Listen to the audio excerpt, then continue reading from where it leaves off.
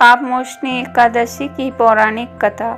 कथा के अनुसार भगवान अर्जुन से कहते हैं, राजा मानदत्ता ने एक समय में लंबिस ऋषि से जब पूछा कि प्रभु यह बताए कि मनुष्य जो जाने अनजाने पाप कर्म करता है उससे कैसे मुक्त हो सकता है। राजा मानदत्ता के इस प्रश्न के जवाब में लंबिस ऋषि ने राजा को एक कहानी सुनाई कि क्षेत्ररथ नामक सुंदर वन में चयवन ऋषि के पुत्र मेधावी ऋषि तपस्या में लीन थे। इस वन में एक दिन मंजुगोसा नामक अप्सरा की नजर ऋषि पर पड़ी तो वह उन पर मोहित हो गई और उन्हें अपनी ओर आकर्षित करने हेतु यत्न करने लगी। कामदेव भी उस समय उधर से गुजर रहे थे कि उनकी नजर अप्सरा पर गई और वह उनकी मनोभावना को समझते हुए उसकी सहायता करने लगे। अप्सरा अपने यत्न में सफल हुई और ऋषि काम पीड़ित हो गए।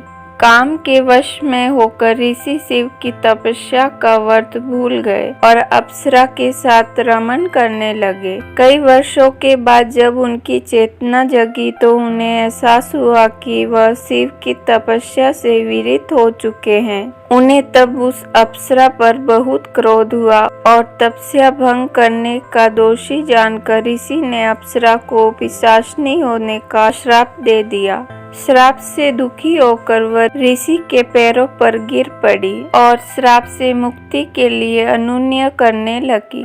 अप्सरा की याचना से द्रवित हो मेधावी ऋषि ने उसे विधि सहित चैत्र कृष्ण एकादशी का व्रत करने के लिए कहा। भोग में निमग्न रहने के कारण ऋषि का तेज भी लोप हो गया था, अतः ऋषि ने भी इस एकादशी का व्रत किया जिससे उनका पाप नष्ट हो गया। उधर अप्सरा भी इस व्रत के प्रभाव से पिशाचनी योनि से मुक्त हो गई और उसे सुंदर रूप प्राप्त हुआ।